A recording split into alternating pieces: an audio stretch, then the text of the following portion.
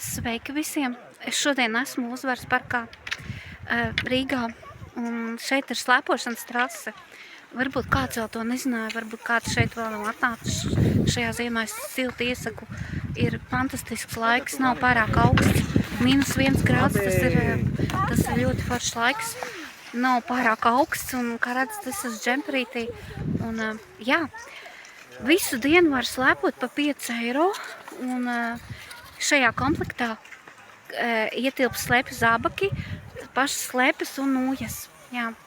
Un trase ir brīnišķīga, ir ieslēpots, ir kalni un ir lejas un ir ļoti interesanti. Visu laiku līkločiem iet tā trase.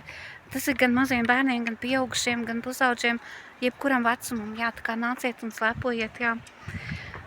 Tie, kuri ātrāk slēpo, tiem ir iespēja apdzīt, un tie, kuri lēnāk slēpo, tiem ir iespējams slēpot savā ritmā.